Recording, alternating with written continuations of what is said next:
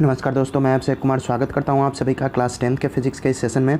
तो इस सेशन में हम लोग आज जानेंगे क्लास 10th का फिज़िक्स का इलेक्ट्रिसिटी चैप्टर में इलेक्ट्रिक पावर को जानेंगे। पिछले चैप्टर में हम लोग रेजिस्टेंस वगैरह के बारे में जान चुके थे।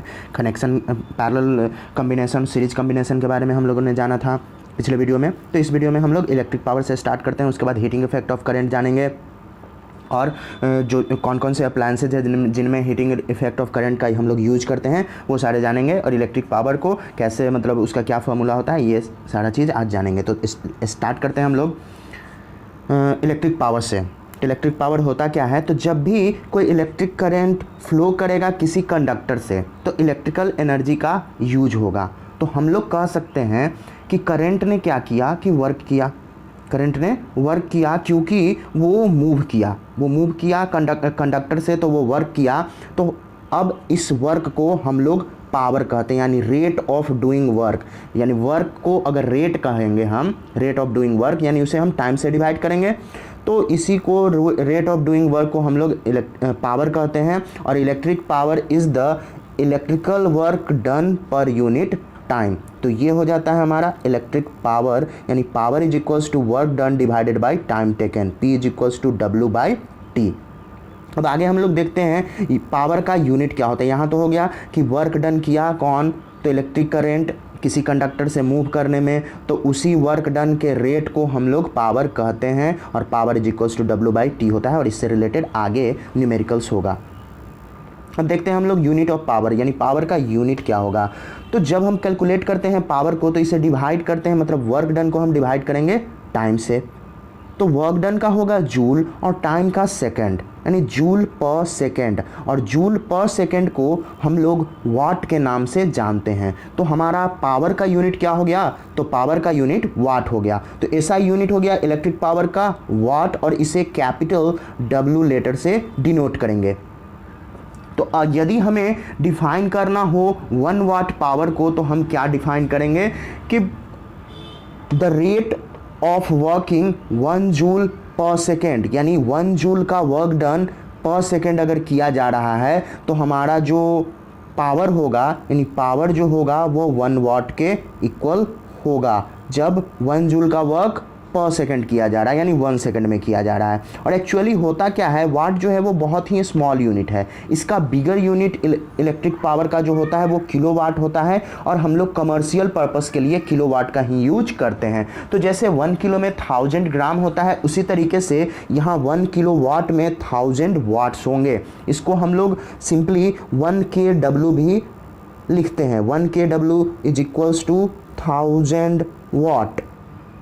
ये हो जाएगा हमारा किलोवाट में, और यही कमर्शियल यूज, यानी हम अपने घरों में भी इसी किलोवाट में करते हैं। मतलब वाट में जो अलग अलग हमारा अप्लायंसेज है उसे हम वाट में शो करते हैं, लेकिन अगर पूरे घर का जो लोड बताना है, मतलब पावर बताना है, तो उसे किलोवाट में हम बताते हैं। और ये नोट करना है कि जो W सिंबल है ये वाट का, और किलोवाट का KW सिंबल हो गया। इलेक्ट्रिक पावर जो है वो rate at which electrical energy is consumed, यानी इसको अब हम लोग दूसरे तरीके से भी डिफाइन कर सकते हैं कि वो रेट जिसपे कि इलेक्ट्रिकल एनर्जी को हम लोग कंज्यूम करते हैं, यानी जितना ज़्यादा पावर होगा उतना ही ज़्यादा वो अप्लायंस हमारा इलेक्ट्रिकल एनर्जी को कंज्यूम करेगा। तो इलेक्ट्रिकल पावर को हम लोग क्या कह सकते हैं कि electric power is the electrical energy consumed पर सेकेंड, यानी सेकेंड में लेना है, मतलब हर एक सेकेंड में, यानी जितने वाट का वो रहता है हमारा अप्लायंस, यानी पर सेकेंड वो उतना वाट कंज्यूम करता है पावर को। और जब इलेक्ट्रिकल अप्लायंसेज कंज्यूम करेगा इलेक्ट्रिकल एनर्जी को eight a rate of 1 joule per second, तो इसका पावर हो जाएगा 1 वाट, यानी जितने वाट का उतना जूल पर सेकेंड वो क्या करेगा, कंज्यूम करेगा। मतलब जितने वाट का अप्लायंसेज रहेगा उतना वो जूल पर सेकेंड कंज्यूम करेगा। अब रेट, वैसा रेट जिस पे कि इलेक्ट्रिकल वर्क डन किया जाता है जिस रेट पे, और उसी को हम क्या कह सकते हैं कि rate at which electrical energy is consumed is called electric power. तो इस तरीके से बहुत तरीके से हम इलेक्ट्रिक पावर को डिफाइन कर सकते हैं। अब फार्मूला कैलकुलेट कर किस तरीके से हम लोग करते हैं, कौन सा फार्मूला का यूज करके इलेक्ट्रिकल पावर को, तो देख सकते हैं यहाँ पे। तो पावर इज इक्वल्स टू हमारे पास होता है W बाई T, यानी वर्क डन पर सेकेंड। और अगर हम क्या करें यहाँ से कि हम लोगों ने पढ़ा है क्या कि work done is equals to, अगर करंट के टर्म में देखें तो ये हो जाता है हमारा वर्क डन, इधर work done is equals to V R हो जाएगा हमारा। हम लोगों ने देखे हैं कि work done by current I when flows for time T under a potential difference v is given by, यानी कि v is equals to I R हो जाता है और work done is equals to w by, तब हमारा v is equals to w by q हो जाता था। तो यहाँ से हम लोग क्या कर सकते हैं कि w is equals to v into I into T लिख सकते हैं। Work done is equals to v into I into T. तो अब हम पुट कर दिए w को यहाँ, तो w को अगर पुट कर दिए इक्वेशन किसमें, तो इक्वेशन अगर 1 में, तो इक्वेशन 1 यहाँ हमारा है, यहाँ पे अगर हम w को पुट कर देते हैं, w का वैल्यू, तो क्या हो जाएगा, तो यहाँ अगर हम पुट करेंगे w का वैल्यू तो p इज इक्वल्स टू हो जाएगा v I T by T, और यहाँ से t कैंसिल हो जाएगा, यानी p is equals to V I आ जाएगा, यानी हमारा पोटेंशियल डिफरेंस इनटू करंट, और जूल पर सेकंड इसका यूनिट रहेगा। तो p is equals to V I watt हम लोग लिख सकते हैं, p is equals to v into I, और v हो गया हमारा पोटेंशियल डिफरेंस और i हो गया करंट इन एम्पियर। तो अब हम क्या कर सकते हैं कि पावर जो होता है वाट में वो हमें कैसे प्राप्त होगा, तो यदि हम पोटेंशियल डिफरेंस में करंट, यानी पोटेंशियल डिफरेंस अगर वोल्ट में दिया हुआ हो और करंट एम्पियर में, तो उसे अगर हम मल्टीप्लाई करेंगे तो हम इलेक्ट्रिकल पावर को कैलकुलेट कर सकते हैं। तो इलेक्ट्रिकल पावर अगर इस तरीके से लिखे कि electrical power is equals to potential difference into current, या फिर सिंपली हम पोटेंशियल डिफरेंस को क्या कहते हैं, तो पोटेंशियल डिफरेंस को हम लोग वोल्टेज कहते हैं, तो लिख सकते हैं हम लोग कि electrical power is equals to voltage into current हो जाएगा। और इस तरीके से इस डिस्कशन से हम लोग के पास क्या क्लियर हो गया है, तो क्लियर हो गया है ये कि powers expended in heating a resistor और turning a motor depends upon the potential difference between the terminals of the device and the electric current passing through it, यानी कि जो पावर खर्च होता है किसी भी रजिस्टर को हीट करने में या फिर किसी भी मोटर को चलाने में, वो किस पे डिपेंड करेगा, तो वो डिपेंड करेगा पोटेंशियल डिफरेंस, मतलब दोनों टर्मिनल में क्या पोटेंशियल डिफरेंस है, उस डिवाइस के जो दो टर्मिनल होंगे उसमें क्या पोटेंशियल डिफरेंस है और कितना इलेक्ट्रिक करंट उससे पास कर रहा है, यानी इसी पे, इन्हीं दोनों पे डिपेंड करेगा हमारा इलेक्ट्रिकल पावर। और अगर फार्मूला हम लोग देखें तो पावर का अब चेंज हो गया, v इंटू आई हो गया है, पहले क्या था w बाई टी, यानी वर्क डन पर सेकेंड, तो वो भी फार्मूला यूज कर सकते हैं, मतलब जो हमारा रिक्वायरमेंट रहेगा, जिस तरीके के क्वेश्चन में गिवन होंगे वैसा हम फार्मूला को अप्लाई करेंगे। तो पावर इज इक्वल्स टू हो गया v इंटू आई वाट्स, और अगर हमें डिफाइन करना है 1 वाट को इसके टर्म में, मतलब पोटेंशियल डिफरेंस और करंट के टर्म में, तो हम कह सकते हैं कि यदि इलेक्ट्रिकल डिवाइस जो है वो ऑपरेट कर रहा है 1 वोल्ट पोटेंशियल डिफरेंस पे, 1 वोल्ट पोटेंशियल डिफरेंस पे कोई इलेक्ट्रिकल डिवाइस ऑपरेट कर रहा है और वो डिवाइस जो है वो 1 एम्पियर का करंट कैरी करता है, मतलब उससे 1 एम्पियर का करंट पास होता है, तब हमारा जो पावर है वो 1 वाट का इक्वल हो जाएगा। तो यहाँ देख सकते हैं 1 वाट के इक्वल हो गया, यानी 1 watt is equals to 1 VA। अब ये जो है वो एक अनदर डिफिनेशन, मतलब दूसरा डिफिनेशन हमारे पास दे दिया किसका, तो पावर का। तो यहाँ पे यूनिट हो गया पावर का वाट, और हम लोग कह सकते हैं कि 1 watt power is power consumed by electrical device which when operated at a potential difference, या फिर वोल्टेज हम जिसको कहते हैं, of 1 volt carries a current of 1 ampere. तो सिंपल है, यानी 1 वाट पावर कंज्यूम तब होगा किसी भी इलेक्ट्रिकल डिवाइस से जब वो 1 वोल्ट पोटेंशियल डिफरेंस पे ऑपरेट करेगा और 1 एम्पियर करंट वो कैरीज करेगा। अब कुछ दूसरे फॉर्मूले जिससे कि हम इलेक्ट्रिकल पावर को कैलकुलेट कर सकते हैं, तो हम लोगों ने अभी ये फॉर्मूला डिराइव किया, मतलब P is equals to V into I, यानी पोटेंशियल डिफरेंस इंटू करंट का मल्टीप्लिकेशन। और ये फॉर्मूला को हम लोग यूज करेंगे अगर, तो हमारे पास कब यूज करेंगे, जब पोटेंशियल डिफरेंस और करंट रहेगा। लेकिन कभी कभी क्वेश्चन में पोटेंशियल डिफरेंस और करंट नहीं दिया हुआ रहता है, तो हम लोग करेंगे क्या कि या तो उसमें वोल्टेज दे दिया या फिर रेजिस्टेंस दे दिया, करंट दे दिया या करंट या रजिस्टर दे दिया। तो इस केस में हम लोग ओम्स लॉ की मदद लेंगे और उससे हम फॉर्मूला को डिराइव करेंगे, मतलब उससे हम लोग जो न्यूमेरिकल्स है उसे सॉल्व करेंगे। तो हमारे पास क्या है, P is equals to V I है, V इंटू आई अगर नहीं दिया हुआ है, मतलब अगर दोनों में से कोई एक नहीं दिया हुआ है तो हम लोग जानते हैं कि V by I is equals to R होता है। अगर रेजिस्टेंस और करंट दे दिया तो यहाँ से हम लोग करंट निकाल लेंगे, यानी V के जगह पे हम क्या रख देंगे, I इंटू आर।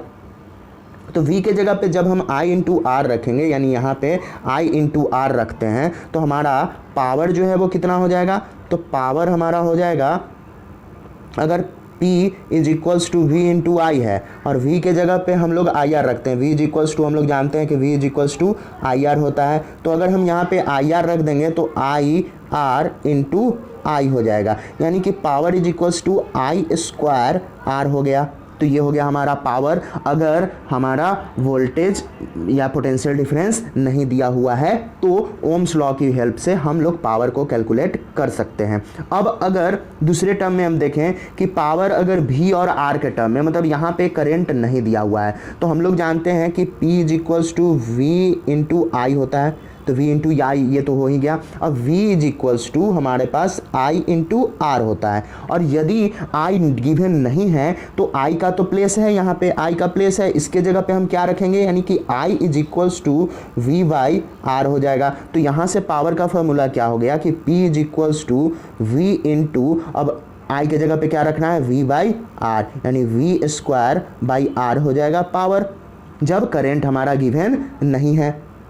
तो इस तरीके से दो फार्मूला हमारे पास, फर्स्ट फार्मूला पावर का आ गया क्या, तो P is equals to V into I, और इससे सेकंड फार्मूला हम P is equals to I square R calculate किए, और थर्ड फार्मूला हमारे पास आ गया P is equals to V square by R. और अब हम देखेंगे तो इस तरीके से न्यूमेरिकल प्रॉब्लम में हम लोग इन सभी का यूज कर सकते हैं। अब हम देखते हैं power voltage rating of electrical appliances, यानी किसी भी इलेक्ट्रिकल अप्लायंसेज का पावर वोल्टेज रेटिंग क्या होता है।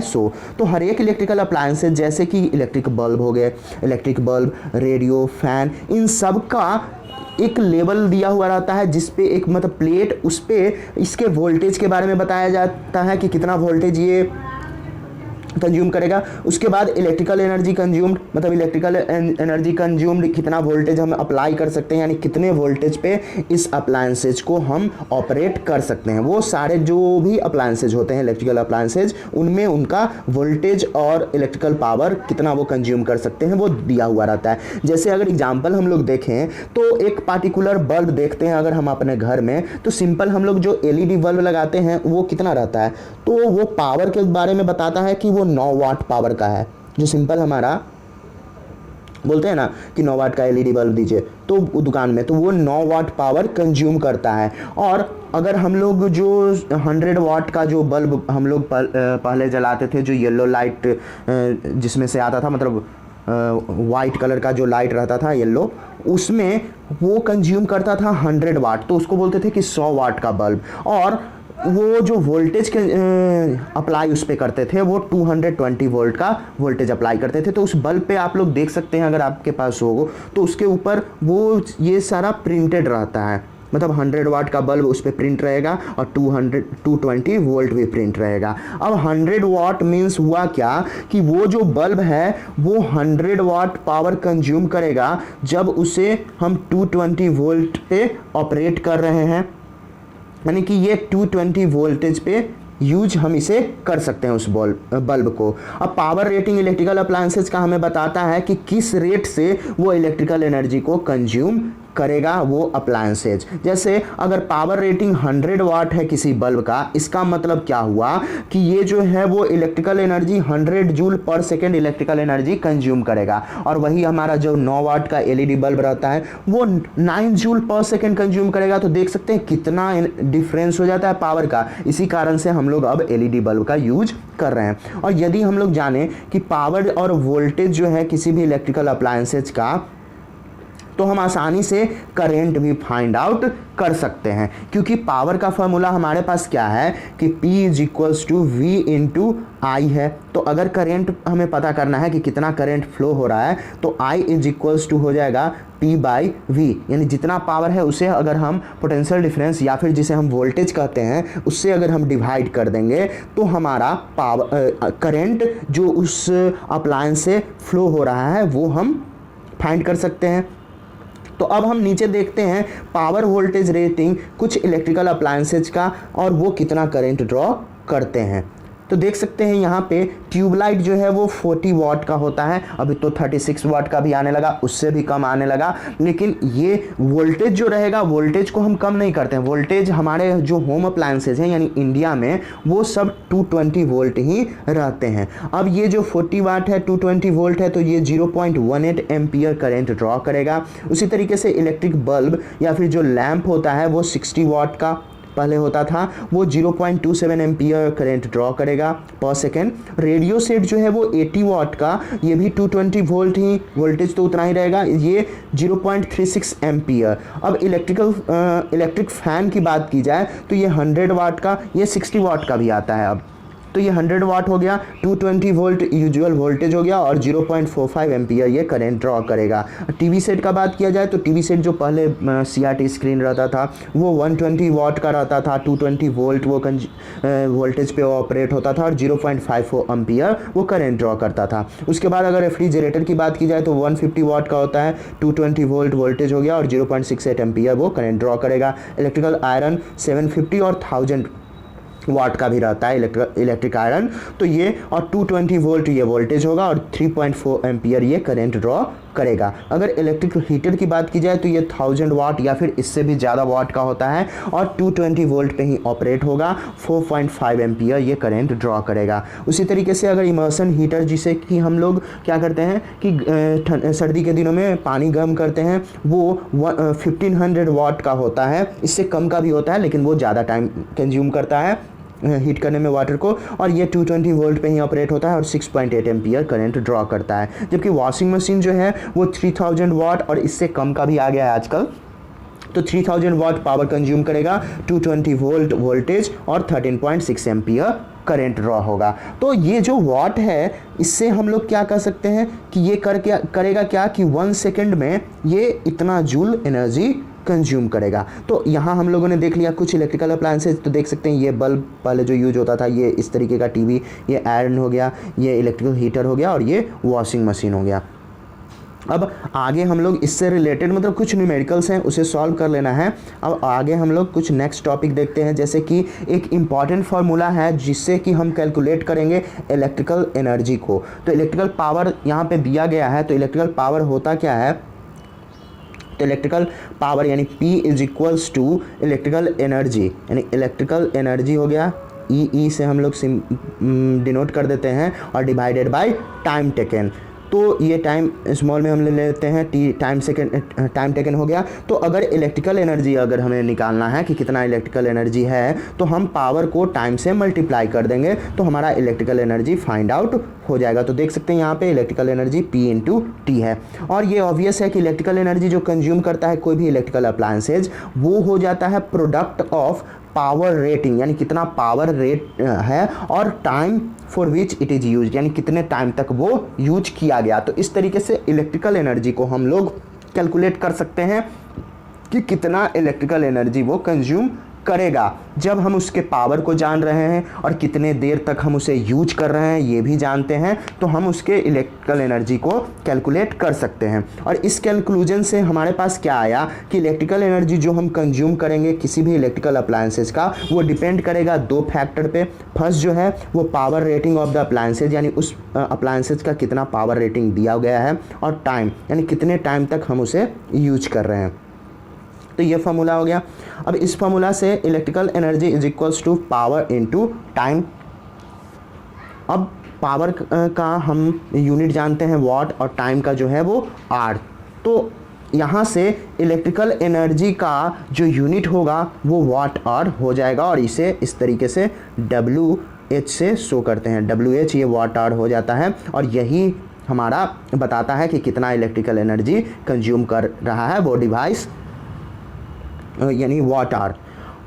तो 1 वाट आवर होगा क्या, वो अमाउंट ऑफ इलेक्ट्रिकल एनर्जी जो कि इलेक्ट्रिकल अप्लायंसेज कंज्यूम करेगा 1 वाट पावर के यूज में 1 आवर में, मतलब 1 वाट आवर हो गया, यानी 1 watt hour is equals to, यहाँ हम लोग देख सकते हैं 1 watt hour is equals to हो जाएगा हमारा क्या कि 1 वाट मतलब कितना पावर वो कंज्यूम किया, यानी 1 वाट का पावर 1 आवर तक अगर वो कंज्यूम करता है तो इलेक्ट्रिकल एनर्जी जो है वो 1 वाट आवर का हो जाएगा। अब कमर्शियल यूनिट इलेक्ट्रिकल एनर्जी का किलोवाट आवर होता है। किलोवाट आवर, क्योंकि वाट आवर जो है वो बहुत स्मॉल क्वांटिटी है तो इस कारण से हम किलोवाट आवर में लेते हैं। तो किलोवाट में मतलब हो जाएगा ये क्या 1000 हो जाएगा। तो ऐसा यूनिट इलेक्ट्रिकल एनर्जी का जूल हो गया। और हम जानते हैं कि 1 जूल जो अमाउंट ऑफ इलेक्ट्रिकल एनर्जी जो हम कंज्यूम करेंगे जब कोई अप्लायंसेज 1 वाट पावर यूज करेगा 1 सेकेंड में, यानी 1 सेकेंड में अगर हम लोग देखते हैं तो यहाँ पे जूल में हम लोग इलेक्ट्रिकल एनर्जी को इसका यूनिट देंगे। एक्चुअली जूल जो है वो बहुत छोटा क्वांटिटी है एनर्जी का, इसी कारण से सुविधा के लिए हम लोग बड़े क्वांटिटी को यहाँ पे शामिल करते हैं और कमर्शियल पर्पस के लिए उससे भी बड़े यूनिट को, इलेक्ट्रिकल एनर्जी को उससे भी बड़े यूनिट को, जिसे हम लोग किलोवाट आवर कहते हैं। यानी जो जब सेकेंड का होगा मतलब बिल्कुल छोटा हमें लेना है तो वो जूल में हो जाता है, जब उससे बड़ा लेते हैं तो वाट आवर हो जाता है, और जो हमारा कमर्शियल यूनिट है वो किलोवाट आवर होता है। तो 1 किलोवाट आवर जो होगा वो अमाउंट होगा इलेक्ट्रिकल एनर्जी, मतलब कितना इलेक्ट्रिकल एनर्जी वो कंज्यूम करता है कोई भी इलेक्ट्रिकल अप्लायंसेज जिसका की पावर रेटिंग 1 किलोवाट आवर है और उसे 1 आवर तक हम यूज करते हैं। यानी कि किसी भी इलेक्ट्रिकल अप्लायंसेज को अगर हम जिसका कि पावर रेटिंग 1 किलोवाट है और अगर हम 1 आवर तक यूज करते हैं तो 1 किलोवाट आवर एनर्जी कंज्यूम करेगा इलेक्ट्रिकल एनर्जी। तो इस तरीके से ये किलोवाट जो हो गया वो 1000 वाट हो गया और 1 किलोवाट आवर जो हो गया यहाँ से 1 किलोवाट आवर हो गया तो 1000 वाट यूज किया गया 1 आवर में। तो दूसरे शब्दों में हम लोग कह सकते हैं क्या कि 1 किलोवाट आवर एनर्जी जो है वो डिसिपेट हो रहा है करंट के द्वारा at a rate of 1000 watt for 1 hour. तो यहाँ डिस्कशन से हमें यह पता चला कि कमर्शियल यूनिट इलेक्ट्रिकल एनर्जी का किलोवाट आवर है। अब रिलेशन हम लोग देख लेते हैं किलोवाट आवर और जूल में। तो किलोवाट आवर को अगर हम लोग लिखेंगे तो ये हो गया हमारा, यानी 1 किलोवाट आवर, और अगर इसे हम वाट में करेंगे तो 1000 वाट आवर हो गया। और 1 वाट इज इक्वल्स टू होता है 1 watt is equals to 1 watt is equals to 1 joule per second, मतलब 1 सेकेंड। तो ये हो गया। अब 1 किलोवाट आवर है यानी कि 1000 joules divided by second for 1 hour. तो जब यहाँ पे हम आर को भी सेकंड में चेंज करेंगे तो ये 60 × 60 हो जाएगा और 1 किलोवाट आवर जो है वो 3650 यानी कितना हो गया 36 लाख जूल के बराबर। यानी इसे हम लोग सिंपली कह सकते हैं 3.6 × 10⁶ जूल के बराबर हमारा 1 किलोवाट आवर होता है। 3.6 × 10⁶ के बराबर, क्योंकि यहाँ पे 36 पे 10 कितना जीरो है तो 5 जीरो है। तो इस टाइप से हम अगर डेसिमल पुट कर देते हैं तो 1 जीरो जो है वो हमारा इंक्रीज हो जाएगा। तो इससे रिलेटेड अब कुछ न्यूमेरिकल्स हैं जिनमें कि इलेक्ट्रिकल एनर्जी हमें फाइंड करना है कि कितना इलेक्ट्रिकल एनर्जी वो कंज्यूम कर रहा है कोई भी डिवाइस। अब किस तरीके से हम कैलकुलेट करेंगे cost of electrical energy consume, यानी कि हमारे घर में जो एमीटर लगा हुआ रहता है जिसे हम सिंपली मीटर कहते हैं, वो कितना मतलब इलेक्ट्रिकल एनर्जी कंज्यूम कर रहा है और उतना कंज्यूम करने पे हमें कितना खर्च होगा, यानी कितना पैसा देना पड़ेगा। तो अब देखते हैं कि किलोवाट आवर जो है वो यूनिट है इलेक्ट्रिकल एनर्जी का, और हम लोग पे करते हैं इलेक्ट्रिकल सप्लाई डिपार्टमेंट को, मतलब हमारे शहर में जो है जो बिजली वाला उसे हम लोग पैसा पे करते हैं किसके बदले, तो जितना हम लोग इलेक्ट्रिसिटी यूज करते हैं उसके बदले।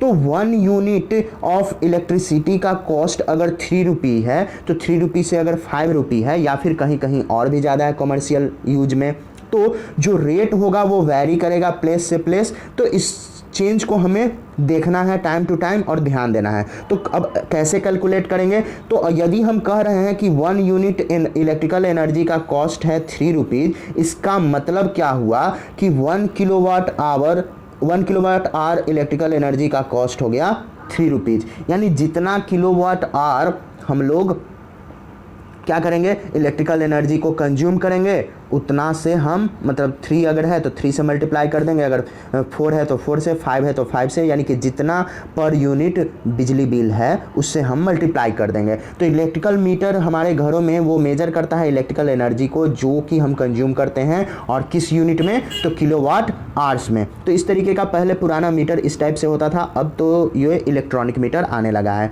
तो अब हम यूज कर सकते हैं अलग अलग जो इलेक्ट्रिकल अप्लायंसेज हैं हमारे घर में, और जैसे कि अगर हम इलेक्ट्रिकल बल्ब का यूज करते हैं, ट्यूबलाइट का यूज करते हैं, फैंस का, इलेक्ट्रिकल रेडियो उसके इलेक्ट्रिकल आयरन हो गया, रेडियो हो गया, टीवी हो गया, रेफ्रिजरेटर, ये सब हमारे घर में अप्लायंसेज मेनली पाए जाते हैं।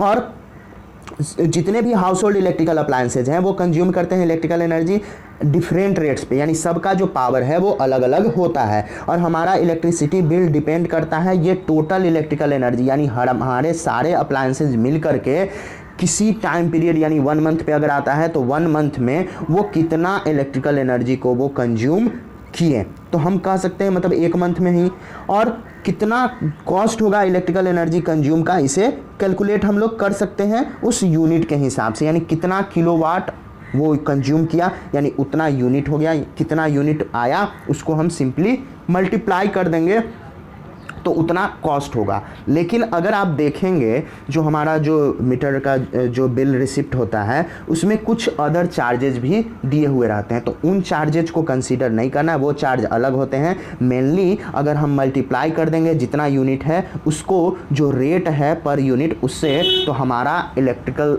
जो खर्च हम लोग किए हैं वो फाइंड हो जाएगा। तो अब इससे रिलेटेड कुछ न्यूमेरिकल्स हैं जिनमें कि इलेक्ट्रिकल पावर कंज्यूम करना है कि कितना इलेक्ट्रिकल पावर वो कंज्यूम करता है, और उसके बाद कॉस्ट भी दिया हुआ है, मतलब क्वेश्चन में कॉस्ट दे दिया है कि कितने रेट से वो मतलब पर यूनिट कितना रेट है, और उससे हम लोग टोटल निकाल सकते हैं कि कितना उसे मंथली पे करना होगा। तो यहाँ कुछ न्यूमेरिकल्स हैं उसे सॉल्व कर लेना है, और आगे हम लोग अब देखेंगे effects produced by electric current, यानी हीटिंग इफेक्ट आ गया यहाँ से। तो इलेक्ट्रिक करंट कौन कौन सा इफेक्ट प्रोड्यूस करता है, तो 3 इंपॉर्टेंट इफेक्ट्स है इलेक्ट्रिक करंट का। फर्स्ट जो है वो हीटिंग इफेक्ट है, सेकंड जो है वो मैग्नेटिक इफेक्ट है, और थर्ड जो है वो केमिकल इफेक्ट है। तो हम लोग यहाँ पे केवल डिस्कस करेंगे हीटिंग इफेक्ट ऑफ करंट और magnetic effect of current, next chapter में केमिकल इफेक्ट ऑफ करंट को हायर क्लासेस में इसे डिस्क्राइब करना है। तो अभी हम लोग हीटिंग इफेक्ट ऑफ करंट को देखते हैं कि ये है क्या। तो जब भी कोई इलेक्ट्रिकल करंट पास करेगा किसी हाई रेजिस्टेंस वायर से, जैसे कि हम लोग एलॉय का ले लेते हैं, जैसे कि हमारा हो गया नाइक्रोम वायर से जिसका रेजिस्टेंस जो है वो बहुत ज़्यादा है, तो होगा क्या कि जो रेजिस्टेंस वायर है वो गर्म हो जाएगा, बहुत ज़्यादा गर्म हो जाएगा और वो हीट प्रोड्यूस करेगा। इसी को हम लोग कहते हैं हीटिंग इफेक्ट ऑफ करंट। तो क्या बोला मैंने इसमें कि जब इलेक्ट्रिकल करंट पास करेगा किसी हाई रेजिस्टेंस वायर से तो रेजिस्टेंस के कारण जो रेजिस्टेंस है वो हॉट हो जाएगा इलेक्ट्रिकल करंट पास होने के कारण, और उसमें हीट प्रोड्यूस होगा, और इसी प्रोड्यूस्ड हीट को हम लोग हीटिंग इफेक्ट ऑफ करंट कहते हैं। तो जो हीटिंग इफेक्ट ऑफ करंट होगा वो हमें प्राप्त होगा कैसे हम ऑब्टेन करेंगे, तो ट्रांसफॉर्म होता है यहाँ पे एनर्जी, यानी इलेक्ट्रिकल एनर्जी जो है वो हीट एनर्जी में ट्रांसफॉर्म हो गया। और जिस तरीके से मैकेनिकल एनर्जी का हम लोग यूज करते थे फ्रिक्शन को ओवरकम करने में, तो ये कन्वर्ट हो जाता था हीट में, उसी तरीके से इलेक्ट्रिकल एनर्जी यहाँ जो है वो हीट एनर्जी में कन्वर्ट हो रहा है जब इलेक्ट्रिक करंट उस रेजिस्टेंस वायर से फ्लो करेगा तब। तो रोल क्या होता है रेजिस्टेंस का इलेक्ट्रिकल सर्किट में, तो ये सिमिलर रोल है फ्रिक्शन का, जैसे मैकेनिक्स में हमारा फ्रिक्शन है। तो फ्रिक्शन करता क्या है कि वो रोकता है, मतलब हमारा जो मूवमेंट है उसे वो रोकता है, और जिसके कारण वहाँ भी हीट प्रोड्यूस होता है। तो यहाँ भी ये करता क्या है कि जो मूवमेंट है इलेक्ट्रिक करंट का उसे रोकता है, जिसके कारण उस रेजिस्टेंस में हीट प्रोड्यूस होता है। तो तो सिंस कंडक्टर जो है जिसे हम लोग रेजिस्टेंस वायर भी अगर कह सकते हैं, तो इसमें रेजिस्टेंस भी होता है, यानी कि फ्लो ऑफ करंट को ये रोकता है। इस कारण से अब कुछ वर्क करना पड़ता है करंट को कंटिन्यूअसली, ताकि वो मूव करता रहे, फ्लो करता रहे। तो इस वर्क को अब हम कैलकुलेट करेंगे, यानी वर्क इज इक्वल्स टू हमारे पास क्या था, तो Q इंटू वी, और I इज इक्वल्स टू हम लोग जानते हैं कि I is equals to Q by T होता है। तो Q इज इक्वल्स टू क्या हो जाएगा, I इंटू टी। अब यहाँ से हम लोग potential difference is equals to V is equals to IR, और अब हम करेंगे क्या कि इन सब का यूज करेंगे। तो W इज इक्वल्स टू हमारे पास क्या हो गया, तो W इज इक्वल्स टू, अगर ऊपर हम लोग देखते हैं कि W is equals to Q into V है, W इज इक्वल्स टू क्या है, Q इंटू वी, और Q जो है वो करेंट इंटू टाइम, और V जो है वो हो गया करेंट इंटू रेजिस्टेंस। तो इस तरीके से जो वर्क डन हो गया यहाँ, वो हो गया I स्क्वायर आर टी के बराबर, I स्क्वायर आर टी हो गया ये वर्क डन। और ये वर्क डन जो हुआ वो क्यों हुआ, तो और वर्क डन के कारण क्या प्रोड्यूस हुआ, तो वर्क डन के कारण हीट प्रोड्यूस हुआ। इसी कारण से इस वर्क डन को हम लोग H से शो करते हैं, और H इज इक्वल्स टू हमारा फॉर्मूला हो जाता है I स्क्वायर आर टी, और ये जो होगा वो जूल में होगा, जूल में हीट प्रोड्यूस। तो जूल जो है वो लॉ है हीटिंग का, और अकॉर्डिंग टू जूल लॉ, अब जूल लॉ के हिसाब से क्या होगा कि जो भी हीट हमारा हीटिंग से एक फॉर्मूला आया H is equals to I square R T, यहाँ से हमारे पास क्लियर हो गया कि हीट जो प्रोड्यूस हो रहा है वो डायरेक्टली प्रोपोर्शनल होगा किसके किसके, तो ये हो जाएगा करेंट के स्क्वायर के, यानी स्क्वायर ऑफ करंट, उसके बाद रेजिस्टेंस के, और कितने टाइम तक वो करंट पास हुआ, यानी I स्क्वायर आर टी के बराबर जो हीट प्रोड्यूस होगा वो हो जाएगा। तो यहाँ H is directly proportional to I square. उसके बाद तो यहाँ अगर हम हीट को डबल करते हैं तो हमारा करंट जो है वो 4th टाइम हो जाएगा 4 टाइम्स। और यदि हम हाफ करेंगे हीट को तो हमारा, या फिर करंट को अगर हम हाफ करते हैं तो जो हीट जनरेट हो रहा है वो 1/4 हो जाएगा। और यदि हम करंट को डबल करते हैं तो हीट प्रोड्यूस जो है वो 4 टाइम्स हो जाएगा। उसी तरीके से हीट जो है वो रेजिस्टेंस के डायरेक्टली प्रोपोर्शनल है, तो यहाँ अगर हम रेजिस्टेंस को डबल करेंगे तो हीट भी डबल, रेजिस्टेंस को हाफ करेंगे तो हमारा हीट भी हाफ हो जाएगा। तो ये करंट प्रोड्यूस जो हो रहा है, अगर ज़्यादा हीट हमें चाहिए तो हाई रेजिस्टेंस वायर का हम लोग यूज करते हैं ज़्यादा हीट प्रोड्यूस करने के लिए। तो हमारे पास 2 सिमिलर रेजिस्टेंस वायर अगर है वो सीरीज में कनेक्टेड है तो कंबाइंड रेजिस्टेंस जो होगा वो डबल हो जाएगा, लेकिन अगर पैरेलल में कनेक्टेड है तो वो हाफ हो जाएगा। यानी कि अगर हमें ज़्यादा रेजिस्टेंस चाहिए, ज़्यादा हीटिंग इफेक्ट चाहिए, तो हम उसको जो भी हमारा कंडक्टर है उसे हम लोग सीरीज में कनेक्ट करेंगे, और यदि हमें कम रेजिस्टेंस चाहिए तो उसे हम पैरेलल में कनेक्ट करेंगे। तो यहाँ से हमारे पास क्या आ गया, एक डिफिनेशन कि a given current will produce more heat per unit time if 2 resistance are connected in series then when they are connected in parallel.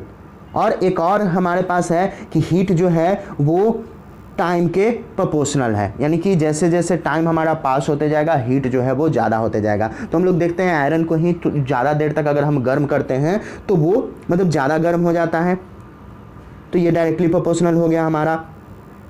अब इलेक्ट्रिकल एनर्जी को अगर हम देखें तो electrical energy is equals to power into time होता है यहाँ से। तो हर एक अप्लायंसेज जो कि इलेक्ट्रिसिटी पे रन करता है वो ज़रूरी नहीं है कि वो इलेक्ट्रिकल एनर्जी को हीट एनर्जी में ही कन्वर्ट करे, केवल वही इलेक्ट्रिकल हीटिंग अप्लायंसेज जो हैं वो इलेक्ट्रिकल एनर्जी को हीट एनर्जी में कन्वर्ट करेंगे। जैसे अगर इलेक्ट्रिक करंट हम पास कर रहे हैं किसी इलेक्ट्रिकल अप्लायंसेज जैसे फैन हो गया या फैन से, तो बहुत सारा इलेक्ट्रिकल एनर्जी इसमें यूज हो जाएगा उस फैन को रोटेट करने में, मतलब टर्न करने में, रन करने में, और केवल कुछ ही अमाउंट ऑफ इलेक्ट्रिकल एनर्जी जो है वो हीट एनर्जी में कन्वर्ट होगा। इस कारण से फैन को अगर हम छूते हैं बहुत देर चलने के बाद तो वो थोड़ा गर्म फील होता है, और इसके कारण इलेक्ट्रिकल फैन जो है वो स्लाइटली हीट हो गया। उसके बाद अगर कुछ अप्लायंसेज है जैसे कि इलेक्ट्रिकल हीटर हो गया, इलेक्ट्रिकल केटल हो गया, hair dryer, immersion rod, geyser, ये सब इलेक्ट्रिकल अप्लायंसेज हैं जो कि हीटिंग इफेक्ट प्रोड्यूस करते हैं। तो ये पूरा का पूरा लगभग जो इलेक्ट्रिकल एनर्जी है उसे हीट एनर्जी में कन्वर्ट कर देते हैं। अब कुछ न्यूमेरिकल्स है जिसमें कि हम लोगों को कैलकुलेट करना है करेंट को करंट कैलकुलेट करना है, हीट कैलकुलेट करना है। अब हम लोग देखेंगे कि application of heating effect of current, यानी हीटिंग इफेक्ट ऑफ करंट का हम लोग कहाँ कहाँ यूज करते हैं। तो इंपॉर्टेंट एप्लीकेशन है heating effect of electric current का, जो दिया गया है कि हीटिंग इफेक्ट जो करंट का है वो यूटिलाइज करके हम लोग वर्क कराते हैं इलेक्ट्रिकल हीटिंग अप्लायंसेज का, जैसे कि इलेक्ट्रिकल आयरन का यूज करते हैं इसी electrical heating effect of current के कारण। उसके बाद इलेक्ट्रिकल केटल हो गया, इलेक्ट्रिक केटल, इलेक्ट्रिक टोस्टर हो गया, इलेक्ट्रिक ओवन हो गया, उसके बाद रूम हीटर्स, वाटर हीटर जिसे हम गीजर कहते हैं, इन सब में हम लोग इसी हीटिंग इफेक्ट ऑफ करंट का यूज करते हैं। तो ये सारे जो अप्लायंसेज हैं उनके अंदर कॉइल होते हैं जिनका बहुत ज़्यादा हाई रेजिस्टेंस होता है, और मेनली ये बने होते हैं नाइक्रोम के एलॉय से। और जब इन अप्लायंसेज से हम लोग क्या करते हैं, कनेक्ट करते हैं पावर सप्लाई से, तो इसके ऊपर एक इंसुलेटेड कॉपर वायर रहता है जो कि large amount of heat produce करता है हीटिंग कॉइल में। और इसी कारण से यहाँ क्योंकि हाई रेजिस्टेंस लेकिन नेग्लिजिबल हीट प्रोड्यूस होगा उस कनेक्टिंग वायर्स में, यानी जो कॉपर वायर है उसमें बहुत कम हीट प्रोड्यूस होगा क्योंकि उसका जो रेजिस्टेंस होता है वो बहुत कम होता है। अब एग्जांपल अगर हम देखेंगे कि हीटिंग एलिमेंट या फिर जो कॉइल है इलेक्ट्रिकल हीटर का वो बना होता है नाइक्रोम का, और वो ग्लो करता है क्योंकि ये रेड हॉट हो जाता है। जब ये इसमें से लार्ज हीट प्रोड्यूस होगा तो ये रेड हॉट हो जाता है, इसी कारण वो ग्लो करता है। लेकिन कॉर्ड जो है उस कनेक्टिंग केबल का, मतलब जिस वायर से वहाँ तक हम उस कॉइल तक इलेक्ट्रिसिटी सप्लाई कर रहे हैं, वो हीट नहीं होता है क्योंकि उसमें एक बहुत कम रेजिस्टेंस है। तो ये इलेक्ट्रिकल हीटिंग डिवाइस जो है वो कभी कभी रेड हॉट हो जाता है क्योंकि 900 डिग्री सेल्सियस तक चला जाता है। तो ये देख सकते हैं हम लोग इलेक्ट्रिकल आयरन में किस तरीके से अंदर ये रहता है हमारा कॉइल, और कॉपर वायर ये है, तो ये हीट नहीं होता है लेकिन ये बहुत ज़्यादा हीट हो जाता है। और heating effect of electric current का यूज करते हैं हम लोग इलेक्ट्रिकल बल्ब में, इलेक्ट्रिकल लैंप में, और इसमें लाइट प्रोड्यूस होता है, यानी कि पहले हीट प्रोड्यूस हो रहा था, यहाँ लाइट प्रोड्यूस। तो जब इलेक्ट्रिकल करंट पास करेगा बहुत पतला हाई रेजिस्टेंस टंगस्टन फिलामेंट से, तो बल्ब में टंगस्टन फिलामेंट होता है जो नॉर्मल हमारा पहले बल्ब होता था उसमें, और इलेक्ट्रिकल बल्ब में टंगस्टन और इसका फिलामेंट जो है वो वाइट हॉट हो जाता है और ये लाइट इमिट करता है। उसके बाद जो टंगस्टन मेटल है उसका यूज हम लोग करते हैं फिलामेंट बनाने में इलेक्ट्रिकल बल्ब का, जिसका कि मेल्टिंग पॉइंट बहुत ज़्यादा होता है। कितना, तो 3380 डिग्री सेल्सियस पे वो मेल्ट करेगा। तो इसके कारण बहुत हाई मेल्टिंग पॉइंट के कारण टंगस्टन फिलामेंट जो है वो वाइट हॉट हो जाता है बिना मेल्ट किए हुए। अब जो दूसरे प्रॉपर्टीज है टंगस्टन का, वो क्या है कि ये सूटेबल है फिलामेंट बनाने के लिए क्योंकि हाई फ्लेक्सिबिलिटी होता है और लो रेट ऑफ इवोपरेशन, मतलब बहुत ज़्यादा हाई टेम्परेचर पे भी ये टूटता नहीं है, पिघलता नहीं है।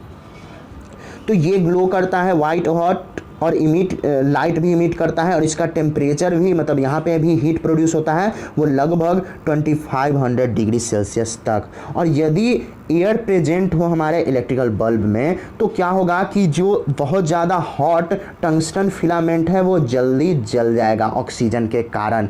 इस कारण से इलेक्ट्रिक बल्ब में केमिकली अनरिएक्टिव गैस को डाल दिया जाता है, जैसे कि आर्गन या फिर नाइट्रोजन को या फिर दोनों के मिक्सचर को, ताकि वहाँ पे ऑक्सीजन ना पहुँच पाए और वो जो फिलामेंट है टंगस्टन का वो सेफ रहे। तो ये गैस जो है वो रिएक्ट नहीं करता है, इस कारण से बल्ब का जो लाइफ है वो ज़्यादा दिन तक रहता है। अब आगे हम लोग देखते हैं heating effect of electric current जो है वो यूटिलाइज करता है इलेक्ट्रिक फ्यूज को, जिसके कारण वो इलेक्ट्रिक फ्यूज करता क्या है कि प्रोटेक्ट करता है हमारे हाउस होल्ड वायरिंग को और इलेक्ट्रिकल अप्लायंसेज को। तो इस तरीके का फ्यूज आप लोग इन्वर्टर या फिर स्टेबलाइजर में देख सकते हैं। तो इस तरीके का फ्यूज उसमें लगा हुआ रहता है, जो बीच से थिन वायर है वही फ्यूज वायर है। तो फ्यूज जो होता है वो होता क्या है कि बहुत शॉर्ट लेंथ का थिन तीन प्लेटेड कॉपर वायर होता है जिसका कि बहुत लो मेल्टिंग पॉइंट, यानी बहुत जल्दी वो पिघल जाता है। और थिन फ्यूज वायर का हम लोग जब यूज करते हैं तो हायर रेजिस्टेंस जब होगा तो रेस्ट ऑफ इलेक्ट्रिक वायर, मतलब जो बाकी जो है वायरिंग हमारे हाउस का, उसे वो बचा कर रखेगा। इसी कारण से जब भी करंट हाउस होल्ड सर्किट में बढ़ जाता है बहुत ज़्यादा किसी कारण से, तो फ्यूज वायर जो है वो हीट हो जाता है बहुत ज़्यादा और वो मेल्ट हो जाता है और हमारा जो सर्किट है वो टूट जाता है, तो जिस कारण बाकी जो अप्लायंसेज हैं वो बच जाते हैं इसी फ्यूज के कारण। तो इस कारण से इलेक्ट्रिक फ्यूज जो है वो बहुत इंपॉर्टेंट है हमारे घरों में, क्योंकि ये हीटिंग इफेक्ट ऑफ करंट से ही काम करता है। तो हम लोगों ने देखा कि किस तरीके से इलेक्ट्रिक फ्यूज जो है वो डोमेस्टिक सर्किट्स में, मतलब नेक्स्ट चैप्टर में इसके बारे में जानना है। अब यहाँ पे कुछ क्वेश्चंस हैं जिसे सॉल्व कर लेना है जो कि इससे रिलेटेड है। तो यहाँ आपका जो चैप्टर है इलेक्ट्रिसिटी वो समाप्त होता है। धन्यवाद।